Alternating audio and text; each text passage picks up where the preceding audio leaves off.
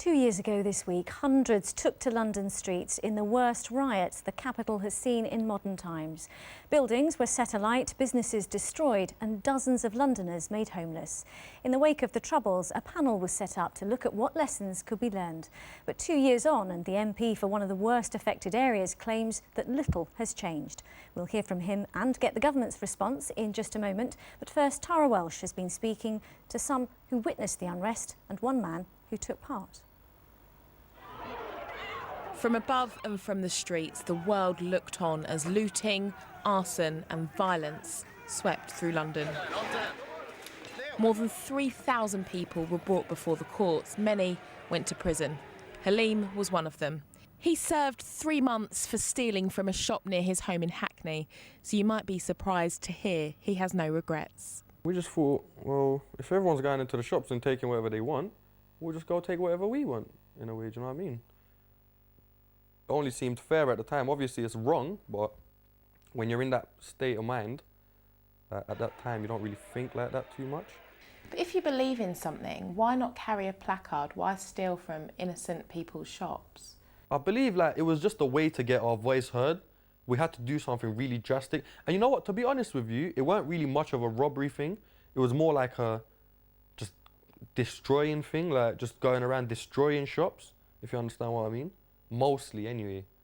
But I mean, like, you know, just for the littlest thing you'll get arrested, but everyone really and truly just wanted to take their anger out. These filmmakers have spent the last 2 years trying to find out where that anger came from. They took to the streets on the 4th day of rioting to look for answers. Their film, Riot from Wrong, has now been screened all over the country. If you get stop and search, you couldn't even talk to a police officer on a level because he wouldn't talk to you on a level. So there you go, already there, you're out of it. This is the whole reason we made the film, to get to the bottom of why people are feeling the way they feel. And we have a lot to answer to in society because many things haven't changed. You had deaths in police custody back in the 80s and the Broadwater Farm riots. This is nearly 25 years on from that.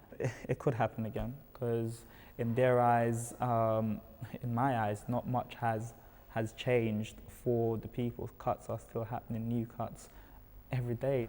Some people watching will say it wasn't about cuts, it was getting a free pair of trainers. But yeah, a lot of people were about getting those stuff, but I would say, first of all, the majority, it wasn't. It was about real anger at issues that they weren't being listened to. The government says it's done a number of things to prevent such disorder happening again, like putting more money into helping troubled families and investing in more training for young people. But those on the ground during the riots say it just needs to listen. In a way, this was like a cry for help, but they don't see it as that. They just see it as bad people doing bad things, whereas they could turn around and see it as, all right, they've made a mistake, but what's the reason for this? What can we do to change this? What can we do to help, like, these young people these days in society, you know?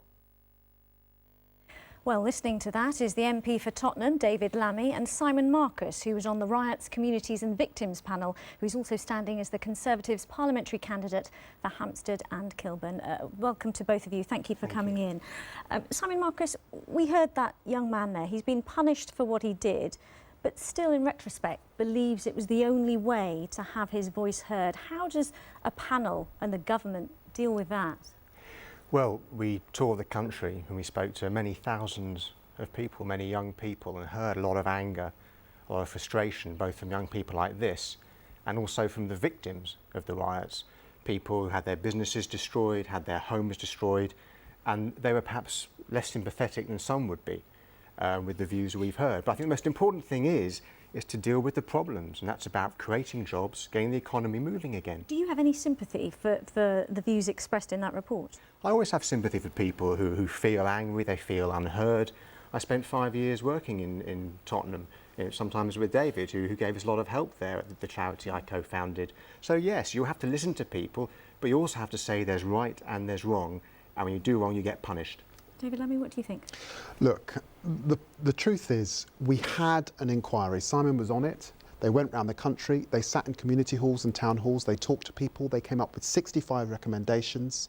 The government slipped out a response just a few days before Parliament went into recess, and it turns out that 39 of those recommendations have not been accepted. They've done nothing on the probation service, nothing on pupil referral units, which many of the young people come through, very little on youth services. It is not acceptable when London burns for 4 days that people do not get a sufficient response 2 years Let's later. Simon answer that.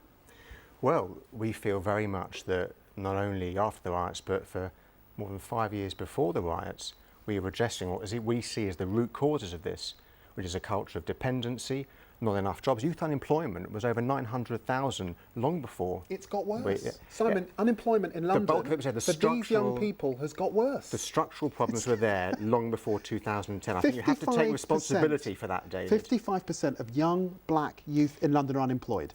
Do you think, therefore, these riots like that could happen again in London? Look, of course, if you don't address the underlying issues, I pray God not in Tottenham, but somewhere else there can be a flashpoint and we could see this kind of unrest again, of course. Let me also say that the police numbers have been cut in London, so Londoners are worried, genuinely worried.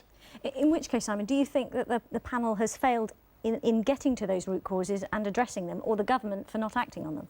No, I think we got to many of the root causes. I've certainly been outspoken on gangs because I feel the Riots panel didn't speak enough about them.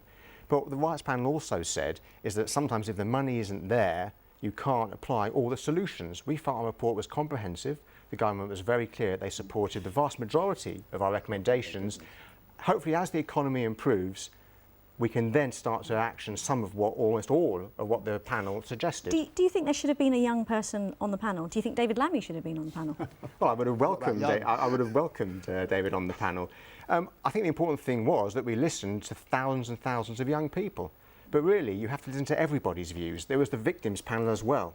Have we lost the ability to communicate with the young, the disaffected, the people that we heard in that report, perhaps a forgotten generation? We've lost the ability to act.